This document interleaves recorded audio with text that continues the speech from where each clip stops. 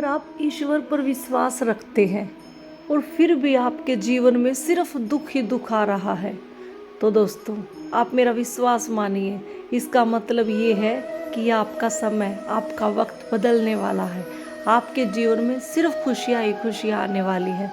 कई बार आपको लगता है कि मैं इतनी पूजा पाठ करती हूँ, लेकिन फिर भी मेरे जीवन में दुख ही दुख है, चिंता ही चिंता है, कोई काम नहीं बनता है।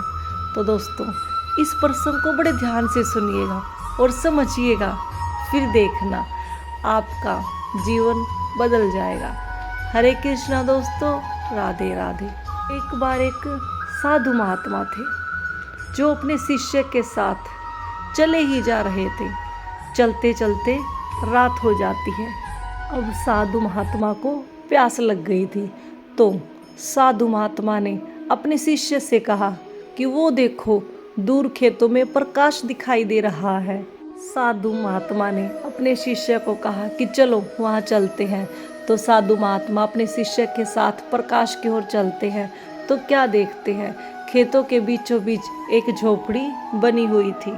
झोपड़ी पर दस्तक देते हैं और दरवाज़ा खटखटाते हैं, तो अंदर से एक व्यक्ति आता है और साधु महात्मा से राम राम करता है, पैरों को स्पर्श करता है। तो साधु महात्मा इन व्यक्ति को कहते हैं कि बड़ी ज़ोर से प्यास लगी है, आपके यहाँ प्रकाश दिखाई दिया तो इधर की ओर आ गए। तो अब इस व्यक्ति ने कहा, ज़रूर साधु महात्मा अंदर आइए। तो साधु और उनका छात्र शिष्य अंदर चले जाते हैं और क्या देखते हैं कि इस व्यक्ति ने बड़े अच्छे तरीके से आसन बिछाए और बहुत अच्छी आव भक्त की, और बिठाने के बाद पानी पिलाया। और फिर साधु महात्मा कहते हैं ठीक है, तो हम चलते हैं। तो इस व्यक्ति ने कहा, नहीं साधु महात्मा, आप ऐसे नहीं जा सकते, भोजन का समय हो गया है, आपको भोजन भी करना पड़ेगा। तो साधु महात्मा ने कहा ठीक है। तो साधु महात्मा भोजन करते हैं। अब भोजन करने के बाद बहुत ही अच्छी उनकी आव भक्त हुई। अब भोजन के बाद साधु महात्मा कहते ठीक है, अब हम चलते हैं।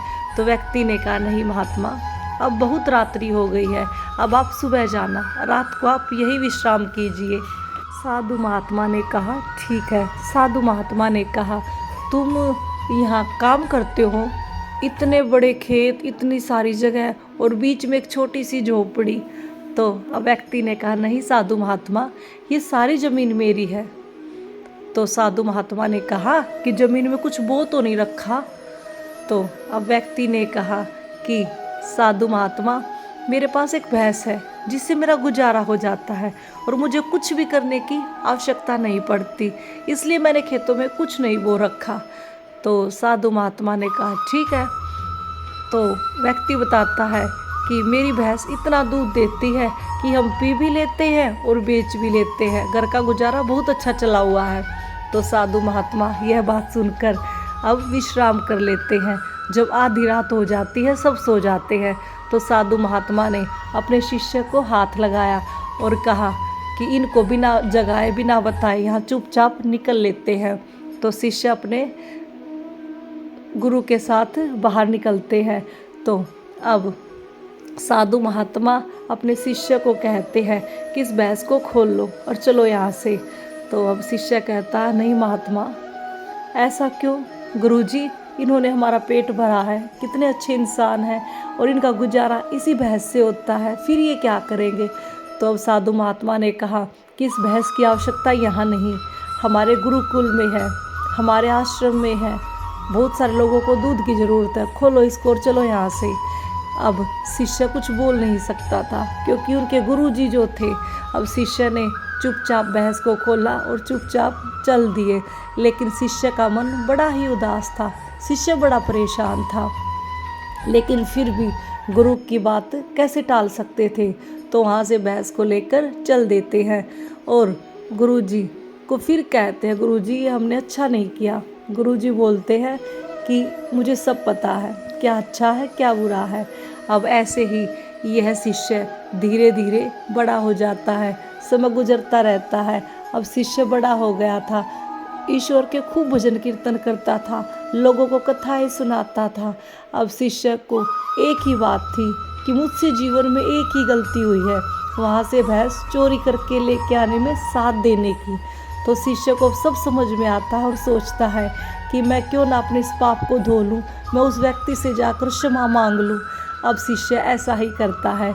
एक दिन अपने आश्रम से निकलता है और वहीं पर जंगल में उन्हीं खेतों में जाता है और क्या देखता है, वहाँ पे जितनी ज़मीन थी सब लहरा रही थी, इतनी अच्छी फसल उगी हुई थी। अब शिष्य को लगता है कि शायद उस आदमी ने परेशान होकर सारी ज़मीन को बेच दिया और यहाँ से चला गया। जैसे जैसे आगे कदम बढ़ाता तो क्या देखता है, उस झोपड़ी की जगह बहुत ही सुंदर घर बना हुआ था। फिर सोचता चलो कोई नहीं, अभी यहाँ तक आया हूँ तो दरवाजे पर दस्तक जरूर दूंगा।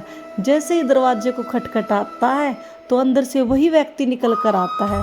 तो शिष्य कहता है, आपकी फसल तो बहुत अच्छी हो रखी है और मैं तो, क्या आपने मुझे पहचाना? तो उस व्यक्ति ने कहा, हाँ, आप उस रात अपने गुरुजी के साथ आए थे, आपको मैं कैसे भूल सकता हूँ, उसी दिन से मेरा समय बदल गया है। तो शिष्य ने कहा, वो कैसे?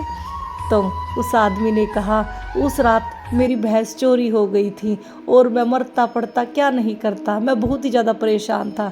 परिवार का गुजारा जो करना था, खाना जो खिलाना था, मेरे पास कमाई का कोई साधन नहीं था। तो मैंने परेशान होते हुए ज़मीन को खोदना बोना शुरू किया और ज़मीन में बहुत अन्न पैदा हुआ, जिसको बेचकर मेरे पास बहुत धन आने लगा। क्योंकि ज़मीन तो मेरे पास बहुत थी लेकिन मैंने कुछ उगाया नहीं था, तो मेरे पास बहुत धन आने लगा। तो मैंने अपना घर बनाया और मैंने कई ट्रैक्टर लिए और कई मेरे पास आज के दिन भैंसे हैं। तो उस दिन से मेरा तो समय ही बदल गया। तब शिष्य की समझ में आया कि मेरे गुरुजी ने यहाँ से भैंस क्यों खोल ली थी, क्योंकि इस इंसान की तरक्की उस भैंस की वजह से रुकी हुई थी।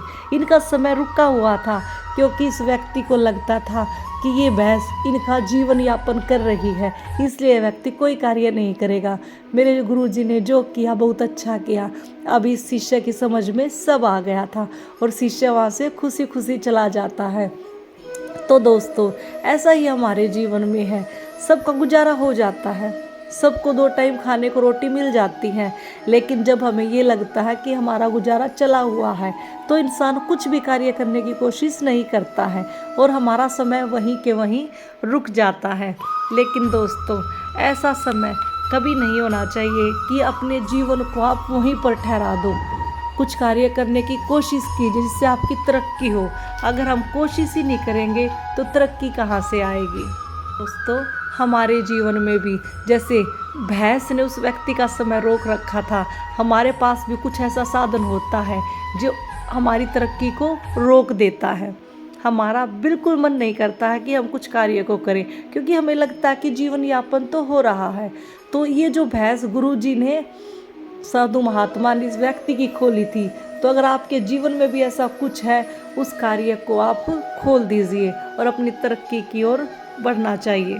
तो कभी भी अपने कर्म को रोकना नहीं चाहिए, ठहराना नहीं चाहिए, कोशिश करनी चाहिए कि निरंतर अपनी तरक्की को करते रहें, तरक्की की ओर बढ़ते रहें।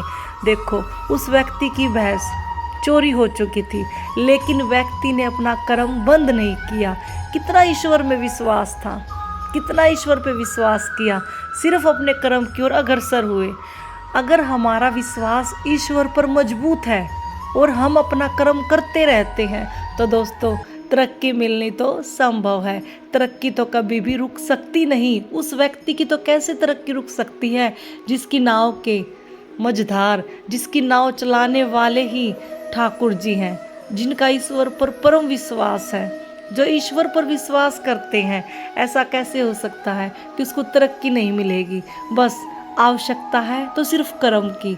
कई बार हम ईश्वर पर इतना ज़्यादा विश्वास करते हैं कि हम कोई कार्य करते ही नहीं हैं, सिर्फ हम उसी कार्य में लगे रहते हैं। लेकिन ईश्वर ये नहीं कहते हैं कि आप अपना कर्म मत करो, अपना कर्म करो लेकिन ईश्वर पर विश्वास भी करो। ईश्वर पर विश्वास करते हैं तो ही आप आगे तरक्की की ओर बढ़ पाते हैं। तो दोस्तों, आज के लिए बस इतना ही। तो मिलते हैं अगली वीडियो में, तब तक के लिए राधे राधे।